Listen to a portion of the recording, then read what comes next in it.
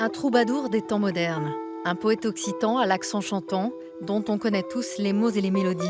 Il chante l'amour qu'il érige en absolu et l'époque qu'il trouve crue et violente.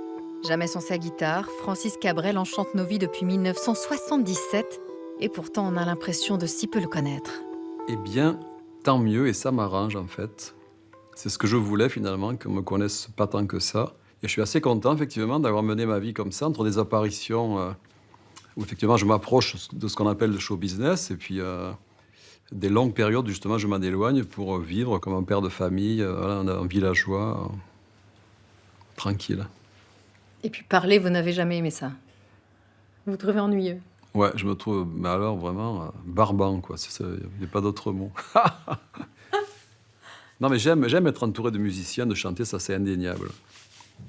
Et je pense qu'il y a quand même un petit intérêt à certaines de mes chansons, ça. Bon, admettons, au bout de 40 ans, il faut quand même, de temps en temps, s'avouer quelques évidences comme ça.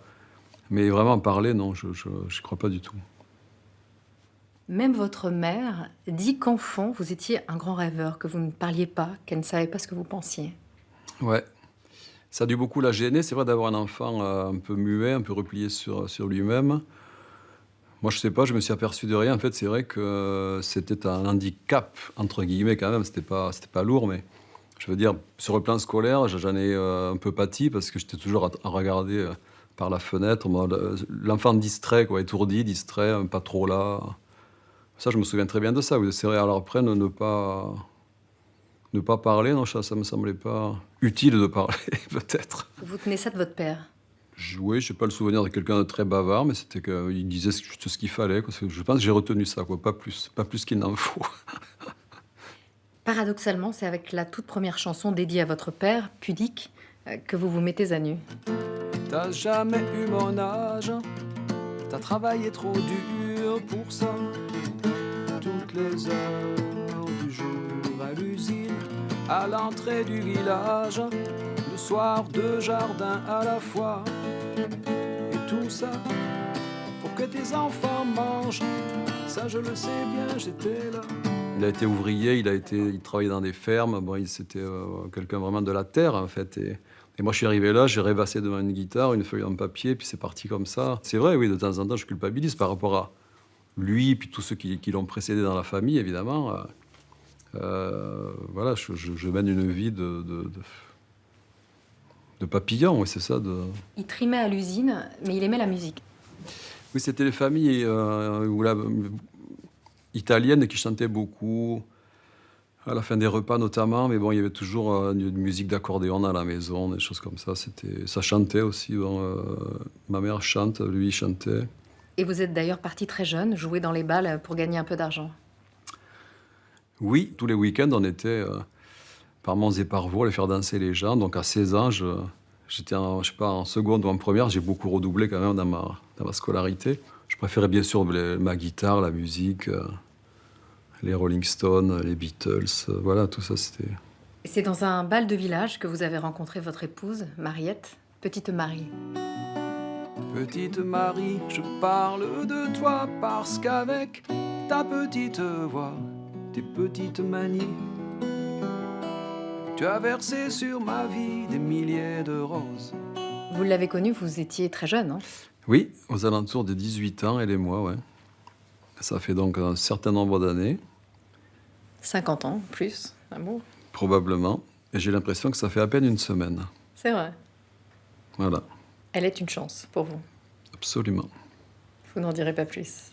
Non. Et vous qui avez grandi avec un père qui ne savait pas dire je t'aime, quel père êtes-vous avec vos 3 filles? Alors, je suis un père assez tactile, en effet, très Plus démonstratif. langoureux, démonstratif, ouais, ouais, presque fatigant à force. Mais je sais ce que c'est parce que j'ai les 2 grandes sont parties. Sur 3 filles, il y en a, la dernière était à la maison et je pense que je les ai pas assez embrassées. Donc la dernière, elle prend pour les 2 autres. Ça Alors, va. c'est vrai que j'aime bien, voilà. Et quel grand-père êtes-vous? Eh bien, pareil, un peu gaga. Et je les vois grandir, ils habitent pas très loin, donc effectivement, ouais, j'en profite. Cette vie de famille, cette vie simple à Stafford dans le Lot-et-Garonne, vous avez toujours tout fait pour la préserver. C'est pas un exploit, je pense pas, c'est un truc naturel, humain. Hmm. Parce que chanter, ça m'a de suite paru quand même assez factice, je dirais, cette espèce d'effervescence qu'il y a autour d'un chanteur. Moi, quand on est arrivé, je dis on, parce que tous les chanteurs de ma génération, on a succédé à des gens qui étaient très, très, très branchés sur le côté paillettes, stars, ces années yéyé là, qui étaient très, très exubérantes, qui faisaient hurler tous les publics. Et nous, on était arrivés, on était un peu l'inverse, quoi. On était des gens discrets, timides. Je sais pas, je pense à Jean-Jacques Goldman, Daniel Balavoine un peu moins, mais enfin, quand même si. Je sais pas, Renaud. J'en oublie bien sûr, mais Alain Souchon. Et bon. On écrivait des chansons, on s'appliquait, et on n'en voulait pas plus que les gens écoutent. Vous vivez toujours à Astafort, votre village natal, et parmi les 2000 habitants, il y a votre mère, votre sœur, votre frère. C'est fou. Ouais, tout le monde est là. Vous n'avez pas pu vous éloigner les uns des autres? Non, mais on n'a pas cherché à s'éloigner. Et puis, je pense que chacun s'est rendu compte que finalement, c'est un super endroit, quoi. C'est la météo qui est bien, c'est l'air qu'on respire qui est agréable, c'est les paysages qui sont beaux, les gens qui sont naturels. Quand on a vécu ces horribles mois là, de confinement, mars-avril d'abord, je me suis une nouvelle fois rendu compte que je vivais dans un endroit vraiment béni, quoi, en fait, privilégié, c'est sûr. À Astafort, votre frère fait du vin, et au-dessus de ses cuves, il y a votre studio d'enregistrement aménagé dans une grange. Ouais, c'est-à-dire que lorsque le vin rentre en fermentation, on a des vapeurs d'alcool qui remontent dans le studio, ce qui est quand même pas mal. Bon, Qui nourrissent l'inspiration. ouais, pour commencer une journée, voilà. On est dans les effluves, comme ça. Et vous voyez votre mère tous les jours. Exactement. Sinon, elle est inquiète. C'est très actuel finalement, ce retour à la famille, à la campagne, à sa région d'origine. Est-ce que ça vous rassure sur l'époque? Ça me rassure un peu, oui. Un peu. Un peu, parce que bon, y a pas que des sujets rassurants dans l'époque. Je la trouve dure, quoi. Elle est crue, elle est dure, elle est violente par rapport à celle que j'ai vécue moi, puisque bon, Pour ça, quoi. je sais pas, tout ce qu'il y a autour des attentats, des affrontements hebdomadaires avec la police. Enfin, je sais pas, la violence est d'une banalité, c'est des choses qu'on vivait pas, ça. Et en même temps, à chaque époque, on a tendance à dire que c'était mieux avant. Ouais, mais là, je suis vraiment sûr de moi, c'était absolument mieux avant. Vous chantez l'individualisme, l'obsession numérique, la planète qu'on rend folle. Que vous inspire la crise actuelle? Le Covid, la crise en ce moment dans laquelle on est bien tous plongés? Une sorte d'abattement, de tristesse, d'être comme ça empêché, forcément méfiant vis-à-vis de chacun, tous masqués, tous reclus. C'est quand même assez étrange à vivre, donc espérons que ça ne dure pas trop longtemps. Après, ça ne m'inspire rien d'autre, parce que après, chacun amène sa solution. On est 66 ou 7 millions de Français à penser qu'on aurait mieux fait. Donc, moi, je n'ai pas d'avis sur la question, parce que c'est tellement compliqué, là, ce qui nous arrive, que... Tous les 5 ans, on vous voit ressurgir d'Astafort. Pensez-vous qu'un jour, vous serez tenté de tout laisser tomber et d'aller dormir chez la Dame de Haute-Savoie?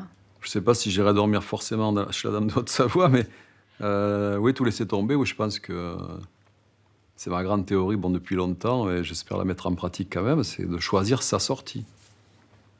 On vous reverra dans 5 ans? Alors, ça, on verra, je ne sais pas dans combien de temps, mais il n'y a rien sur mon carnet. Vous avez épuisé toutes vos chansons. Exactement. J'ai un carnet vide, là.